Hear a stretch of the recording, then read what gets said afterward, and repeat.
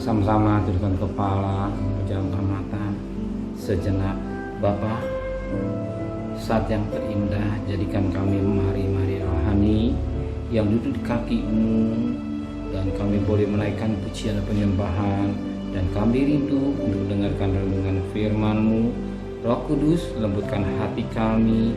Roh Kudus, urapi hamba-Mu, sehingga mata rohani kami boleh dibukakan, dan lebih pada itu Tuhan, Roh Kudus mengingatkan, menyerikkan, dan membimbing kami, dan kami boleh naikkan doa syafaat Tuhan. Haleluya. Amin. Shalom. Pagi, mari sama-sama kita akan membuka firman Tuhan, Kisah Para Rasul pasal 2. Kisah Para Rasul pasal 2 ayat pertama sampai ayat 13. Kisah Para Rasul pasal 2 ayat pertama sampai 13. Pentakosta.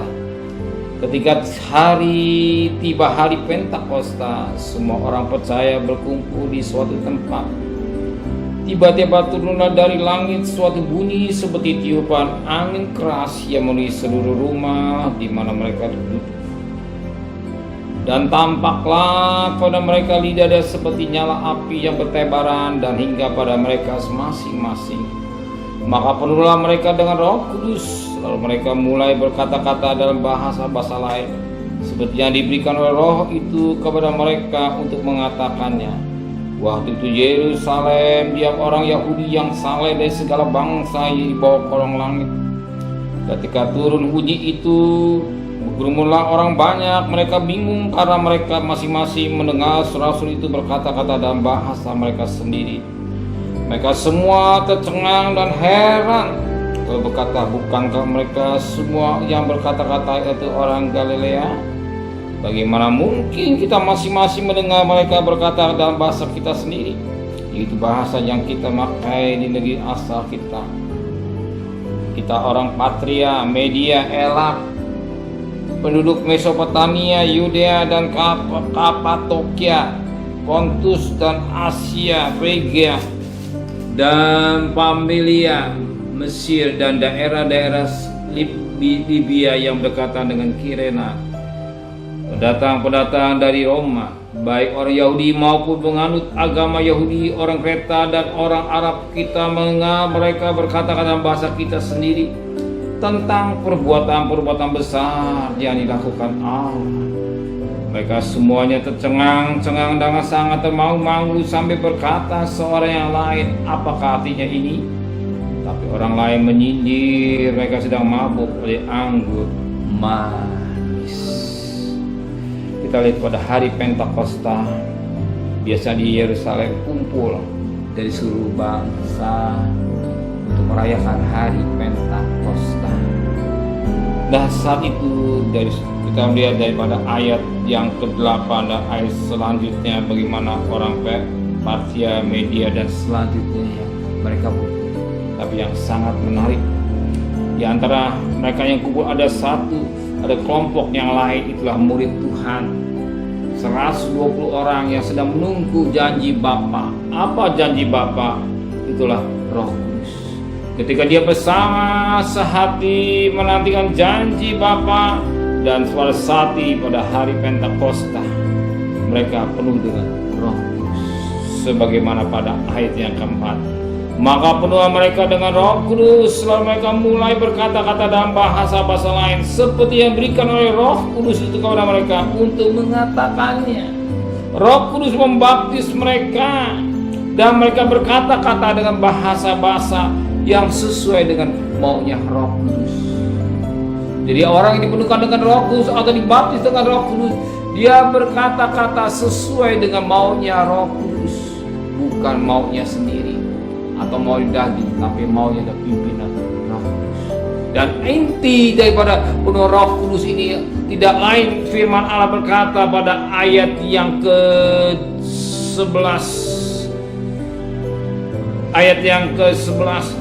baik orang Yahudi maupun penganut agama Yahudi, orang Kreta dan orang Arab, kita mendengar mereka berkata-kata dalam bahasa kita sendiri tentang perbuatan besar yang dilakukan Allah. glosarinya. Mereka dipenuhkan Roh Kudus, dia berbahasa glosaria, tetapi yang jadi masalah intinya ya, glosaria yang dimengerti oleh mereka dan bahasa-bahasa mereka masing-masing. Intinya perbuatan besar yang dilakukan. Perbuatan yang besar yang dilakukan Allah, yang keluar dari mulut murid-murid Tuhan yang dipenuhkan dengan Roh Kudus. Mulut kita harus bersih, mulut kita harus suci, yang keluar dari mulut kita ini. Dan ketika dipenuhi oleh Roh Kudus, ada perbuatan-perbuatan yang besar. Apa yang keluar dari mulut kita ini dari rasa hati yang bersih, dari hati yang bersih, dari bejana hati yang bersih keluar dari mulut kita. Kalau bejana hati kita yang kotor, yang keluar juga kotor. Tapi Roh Kudus tidak mau bersama-sama dengan roh najis. Maka Roh Kudus sendiri, roh najis tersendiri. Betapa penting kita hidup kekudusan, di dalam kekudusan, sehingga Roh Kudus memenuhi hidup kita. Roh Kudus memenuhi, bahkan kita hidup dalam pimpinan Roh Kudus, sebagaimana Roma 8 ayat 14. Anak Allah hidup pimpinan Roh Kudus. Roh Kudus yang membimbing kita hari lepas hari. Kalau hari saudara belum penuhkan Roh Kudus, minta penuhkan Roh Kudus, sebagaimana Lukas 11 ayat 14 meminta Roh Kudus. Tuhan Roh Kudus akan membaptis. Roh Kudus, Roh Kudus untuk mengurapi kita, memberi kekuatan, memberi kemenangan, memberikan satu pengharapan, memberikan keberanian khusus buat kita. Karena Roh Kudus atau Roh Allah yang menguasai hati dan pikiran. Dan kita lihat besok bagaimana sikap Paulus Petrus begitu berani ketika dia sendiri dipenuhkan Roh Kudus. Amin. Benar Bapa di surga, biar Roh Kudus membaptis kami. Roh Kudus menguasai hati dan pikiran kami. Roh Kudus sudah dicurahkan 2000 tahun lalu di Kapernaum di Yerusalem. Kami terima dengan iman.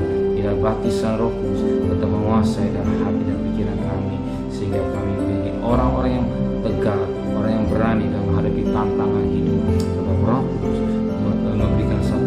memberikan kesaksian dalam hidup kami, bahkan kami jadi kesaksian dalam hidup perbuatan-perbuatan besar yang dilakukan Allah. Biar kami jadi saksi-saksimu yang besar, saksi-saksimu yang luar biasa hidup ini. Tuhan, sucikan hati dan pikiran kami. Terima kasih Bapa di surga. Kembalikan besok pagi dalam tubuh yang sehat dengan tidak kurang satu apapun juga. Berkati Bapak Presiden, Wakil Presiden, para Menteri, para Gubernur, para Bupati, para Wali Kota, para Camat, para Lurah, para RW, RT, pada medis, pada lawan, para TNI, para Polri, mereka yang berjuang ke depan melawan virus corona. Dan patut kami bersyukur kepada Engkau, ya, pandemi bisa berubah jadi endemi dan virus ini mulai menghilang. Dan kami bersyukur semua karena anugerah Tuhan, dan ekonomi negara kami boleh diberkati oleh Tuhan.